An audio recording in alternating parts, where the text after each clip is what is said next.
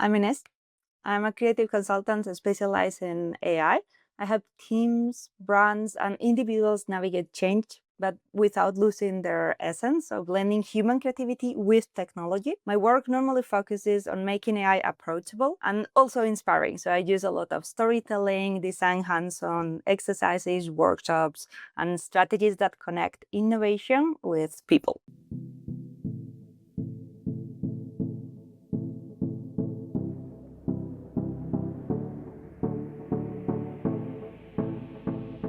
So choosing the storytelling well is key when navigating resistance and also one of my favorite parts of the process.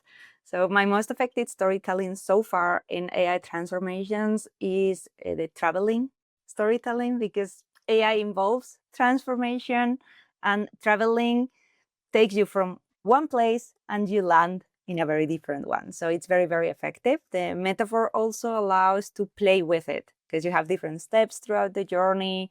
You have the overcoming fear to flight, for example, that is very useful whenever approaching AI.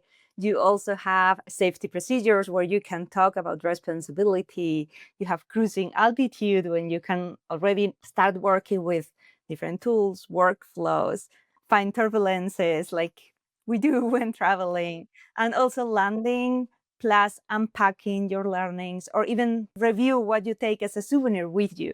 So it has so many different touch points to offer to a team who is running through the transformation, and it helps the team see AI not as a threat, as a co-pilot throughout this journey.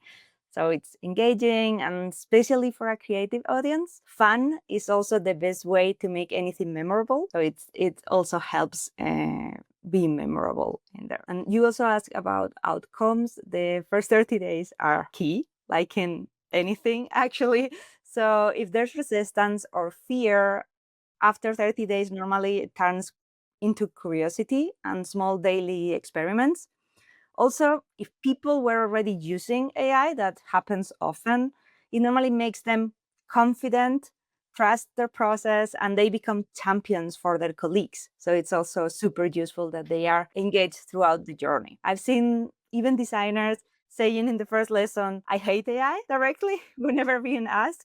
And then in the end of the training or the workshop, they end up loving using it because they see that they can keep their uniqueness, that they have control over how to use it. And at the end, the outcome is not only mastery of tools, but a mindset shift.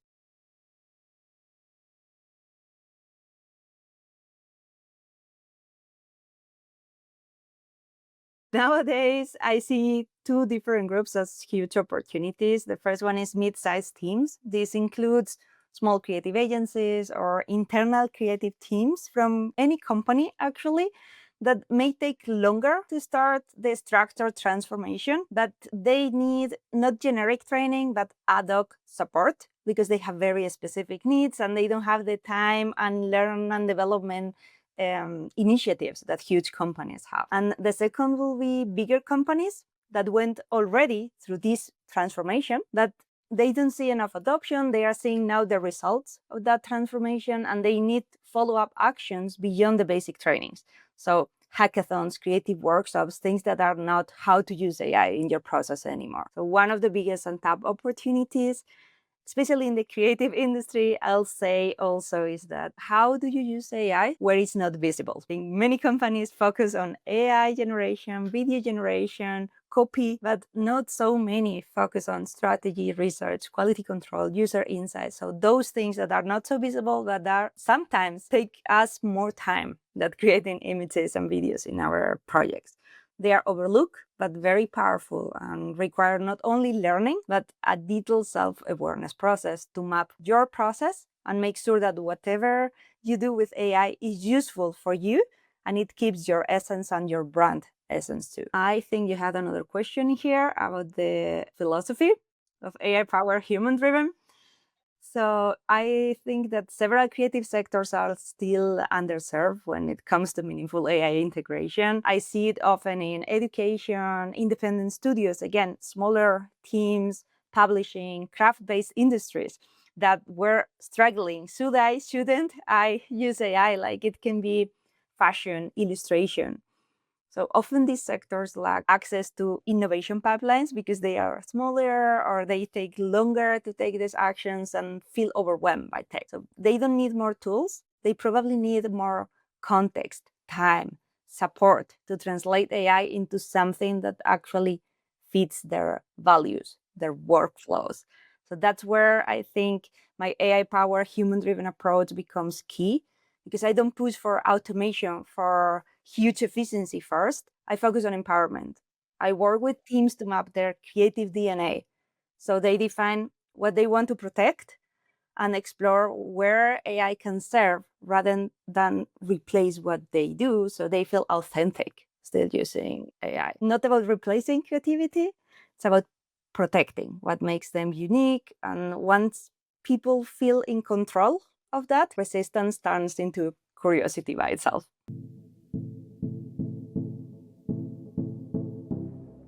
For large audiences, what works best is storytelling again, and choosing a very specific topic. So it's not a generic conversation, but something that is niche and targeted. I don't give flat presentations for huge teams. Normally, I invite people into the narrative. Even with thousands of attendees, people connect emotionally, and it makes it memorable again.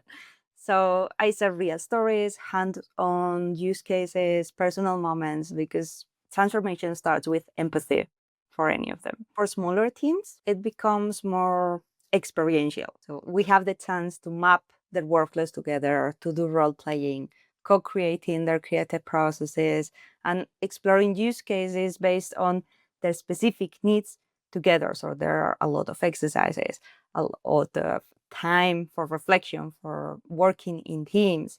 And it's always tailored to their team and culture, because in those events, you also have more information from the team and you are able to do more ad hoc exercises. Even if done in person, the storytelling here can also be brought as part of the physical experience. For example, in the traveling, we can have physical tickets for the plane and a passport to stamp through progress. So also smaller audiences give you more space for those type of assets. And when speaking for a C-suite, it's crucial to shift the conversation from how to use AI to how to live through change, because normally they are more interested in how to transform their teams and their company. So my work here focuses on creative transformations through change management mainly, not just tool adoption. I normally help leaders reframe AI as a catalyst for team evolution, not just efficiency, but protecting their brand identity, developing talent, strengthening creative culture, and making process more adaptable and future ready. Because boards don't need another hype deck. They need a strategy that balances innovation with governance. So the methodology gives them creative directors or also CMOs the language, structure, and examples they need to justify the AI investment, but not just as a cost saving measure, because that's probably long term lacking some elements. Long term, we look for a value driver that is anchored in people, in purpose, and in process.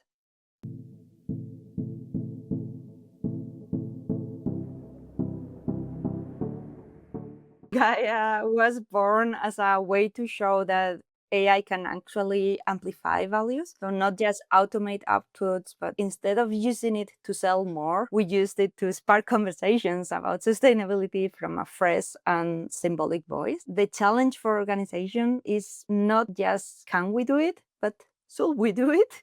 And there's not so many people asking themselves this question.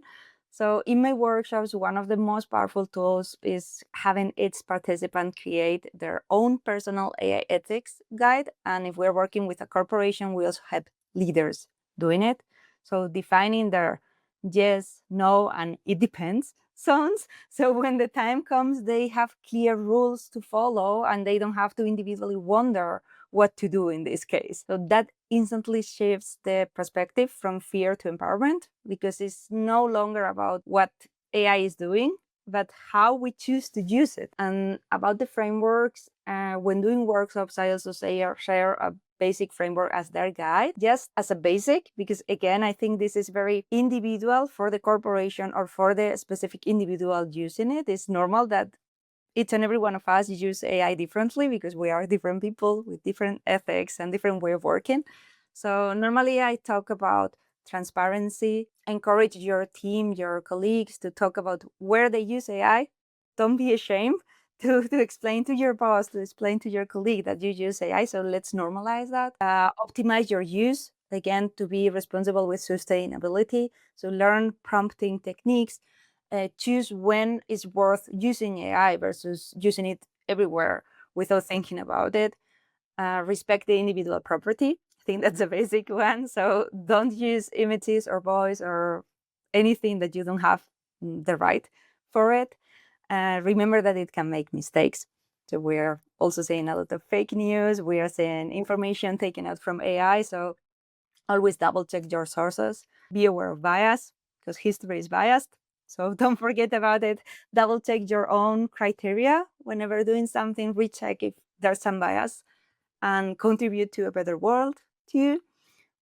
Again, fake news. Sometimes it's funny to do some images from famous people, politicians doing crazy things with AI. That is possible, doesn't mean that is a good use of it. So yes, double check what you're doing if you are contributing and keep it human centered. Again, you should feel okay with what you did. So you shouldn't feel that by using AI you are losing yourself. You should feel proud of what you do, even if you're using AI, because it shouldn't be shadowing you. It should be empowering your style, your voice, your craft.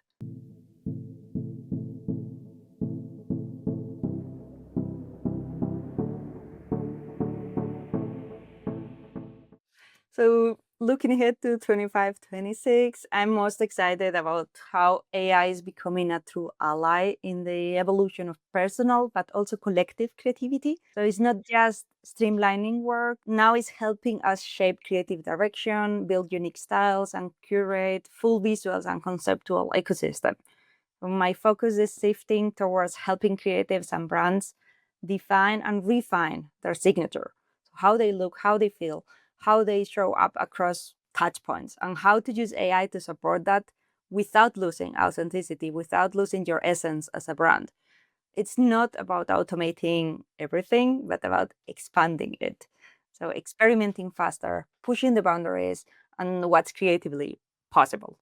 So beyond tools, what really excites me is the culture of creativity that's emerging generally.